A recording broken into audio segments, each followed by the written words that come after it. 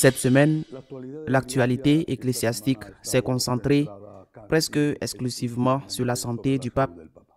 Admis à l'hôpital Gemelli la semaine dernière, il a fait l'objet pratiquement toute la semaine de rumeurs incessantes, parfois extravagantes, sur ce qui se passait. Le Vatican, par l'intermédiaire de son service de presse, a fourni des rapports quotidiens, parfois même 2 fois par jour, mais ils n'étaient signés par aucun médecin, ce qui a suscité des doutes et de la confusion. Des fausses nouvelles, des rumeurs ont circulé dans les médias de toutes sortes, et pas seulement sur l'Internet, et elles disaient que le pape était déjà dans le coma, sans fonction cérébrale, ou même qu'il était mort et qu'il avait été secrètement amené au Vatican. Naturellement, il s'est avéré par la suite que c'était faux. Mais la semaine a été, comme je l'ai dit, très compliquée à cause de ces fausses informations. Mercredi, les choses ont commencé à s'éclaircir lorsque la présidente du Conseil des ministres italiens, Giorgia Meloni, a rendu visite au pape dans l'après-midi à Gemelli et a ensuite fait une déclaration officielle disant qu'elle avait été avec lui, qu'elle l'avait vu serein et qu'ils avaient même plaisanté ensemble. Mais l'important, c'est le vendredi après-midi. Les 2 médecins traitants, les 2 principaux médecins traitants, Alfieri et Carboni, ont donné une conférence de presse à l'hôpital face à l'attente que la santé du pape avait créée dans le monde entier, et on dit tout d'abord que comme cela avait déjà été rapporté, il s'agit d'une pneumonie qui affecte les 2 poumons du pape et qu'il s'agit donc d'une situation grave. Une pneumonie qui a pour origine divers organismes ou bactéries ou virus ou même des champignons. Ils ont également déclaré que son état s'était amélioré depuis son admission à l'hôpital et que cette amélioration était perceptible, mais que la gravité de la situation demeurait.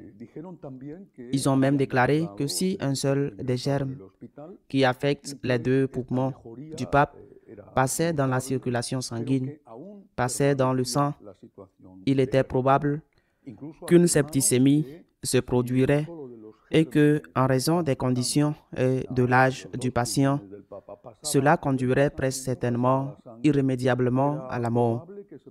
C'est pour cette raison qu'ils ont dit qu'il était grave. Il était en danger, mais que son état s'était amélioré. Ils ont dit qu'il allait rester au moins 1 semaine de plus à l'hôpital jusqu'à ce qu'il puisse sortir et poursuivre son traitement pour la bronchite chronique dont il souffre et qu'il le poursuivra au Vatican. Cette présentation par les médecins de la situation du pape a mis fin à toutes les rumeurs. Nous savons comment il va. Il est dans un état grave. Il passe les nuits tranquillement, du moins jusqu'au moment où j'enregistre cette vidéo. Il passe les nuits tranquillement. Il s'améliore, mais la situation continue d'être dangereuse pour sa santé. Maintenant que la question est réglée, et même avant cela, des rumeurs sur sa possible démission ont commencé à circuler. Plusieurs évêques et cardinaux, comme le cardinal Ravasi ou le cardinal archevêque de Marseille, ont déclaré qu'il était possible que le pape démissionne en raison de la situation dans laquelle il se trouvait ou de l'état de santé dans lequel il pourrait se trouver à l'avenir, car une certaine bonne santé est nécessaire pour gouverner l'Église. Il y a plusieurs millions de catholiques dans l'Église. D'autres, en revanche, ont complètement rejeté cette démission.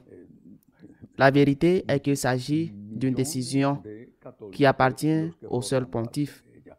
Toute pression concernant une telle démission la rendrait invalide. Le pape doit être totalement libre de prendre cette décision, comme ce fut le cas en 2013 avec Benoît XVI. Il ne me semble pas possible. Bien sûr, c'est une opinion. Il ne me semble pas possible que cela se produise pendant qu'il est à l'hôpital.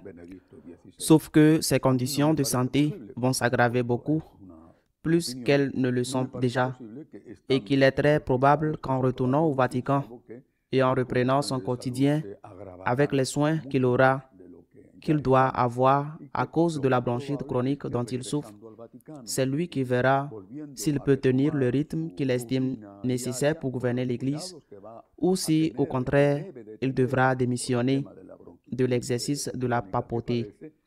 C'est une décision qui lui appartient, je pense, jusqu'à son retour au Vatican, et il devra prendre ses propres décisions au fur et à mesure. Un autre sujet abordé cette semaine est la continuation, d'une certaine manière, de la confrontation de la semaine dernière entre la conférence des évêques américains et l'administration Trump. Dans ce cas, bien que la question des migrants reste au cœur du sujet, il s'agit également d'une question d'argent.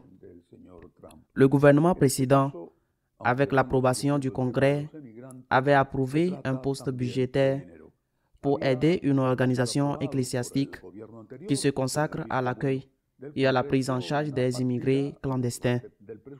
Eh bien, cela a été complètement coupé par Trump. Mais les évêques disent que cela a déjà été approuvé. Nous avons besoin de ces fonds. Nous avons compté sur eux. Nous avons avancé l'argent. Cet argent devait arriver. Et s'il n'arrive pas maintenant, cela crée un problème pour nous. À l'avenir, s'ils ne veulent pas donner d'argent, qu'ils ne le donnent pas. Mais ce qui a déjà été approuvé et convenu, ce qui a déjà été signé, doit être respecté. Ils ont attaqué le gouvernement en justice. C'est une situation compliquée parce qu'il s'agit d'une confrontation entre les évêques américains et le gouvernement de leur pays. Et comme je l'ai dit la semaine dernière, les confrontations de ce genre ne sont bonnes pour personne. Il y a aussi eu des évêques aux États-Unis qui ont élevé la voix pour protester contre une décision de Trump. L'administration Trump en faveur de la fécondation in vitro.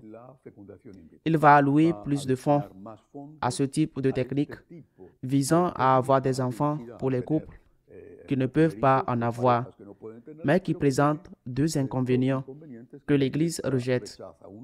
L'un est l'artificialité et l'autre, très important, est que la fécondation in vitro crée un certain nombre d'embryons humains, environ 30 à la fois, qui sont ensuite implantés dans l'utérus de la femme, généralement 3 ou 4 à la fois. Lorsqu'une grossesse survient, il y a toujours peu de chances que cela se produise. Mais si cela se produit, ce qui se passe généralement, c'est que les parents se débarrassent des embryons excédentaires, ou même avant qu'une grossesse ne survienne. Ils se lassent de cette technique et abandonnent, de sorte que ces embryons excédentaires, qui sont dans un état congelé, sont généralement utilisés à des fins d'expérimentation.